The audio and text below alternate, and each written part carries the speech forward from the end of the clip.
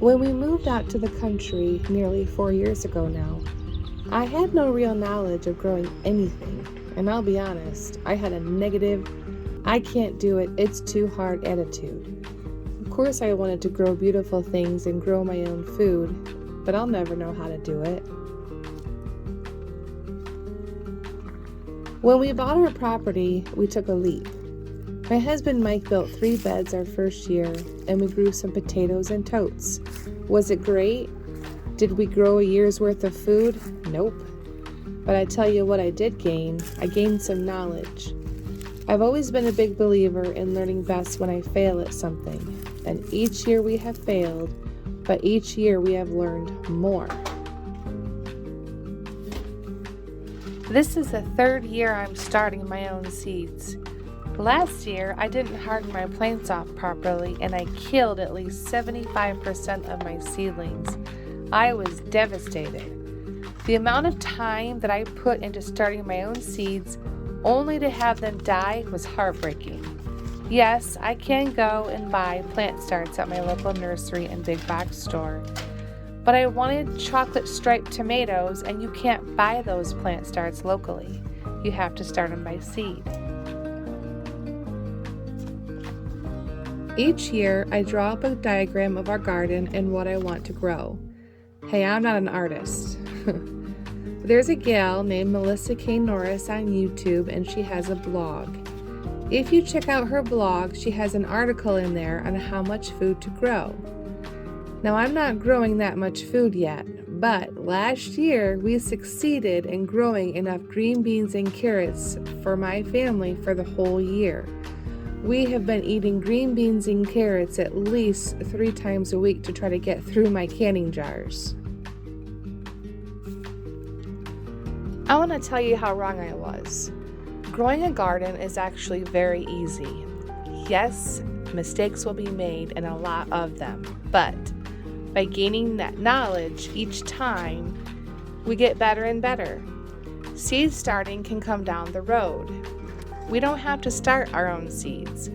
Buying plant starts from our local nursery or a big box store is perfectly acceptable, and guess what? They're going to grow. This year, because of our trip to England, we didn't even get some seeds started that we wanted to. So I will be buying starts this year. It's still cheaper than buying produce from the market. The very first year we grew potatoes, we grew in big storage totes. We didn't get very many at all, but we learned some lessons. The next 2 years we grew them in beds. We managed to get about 10 dinners worth of potatoes, but we still weren't getting enough to store or can them. This year, I want to try a new method by Ruth Stout. Essentially, I'm going to prepare the potatoes for planting by cutting them in half so that they can dry before going into the ground to prevent molding. And instead of trenching them in dirt, we're going to lay them on the ground and cover with straw. Aside from giving them some food, that's it. Once they start to grow, we'll keep covering with straw to keep the sun from getting to them. We don't want the sun to get to the potatoes or they will turn green. Will it work? Is this the year we get our potatoes for canning and storage? Stay tuned in.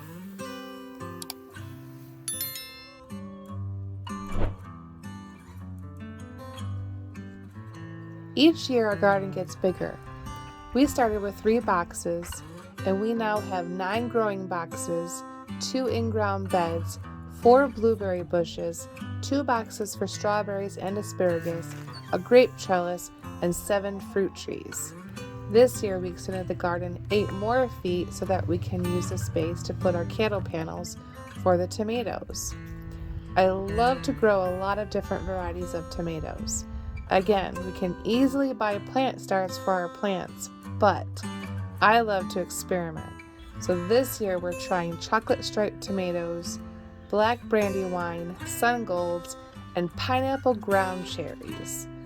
I'm saying a little prayer and crossing my fingers and toes. Just this past winter, I pulled over 100 pounds of tomatoes out of the freezer and canned them into sauce. That was a project. I want to encourage you today to start growing some of your own food. Yes, growing your own food is commitment and time, but it's not hard. I challenge you to go buy a pot, put some good soil in it, and buy a packet of lettuce seeds. You will have lettuce all summer long with the cut and come again method. Lettuce is one of the easiest things to grow. Before I end this video, I just wanted to give a quick update on our babies. They are nearly 3 weeks now and getting so big. We went to Menards and bought some heavy-duty moving boxes and fashioned a new brooder for them. This won't last for another chick season, but for $20 it's perfect until they move outside.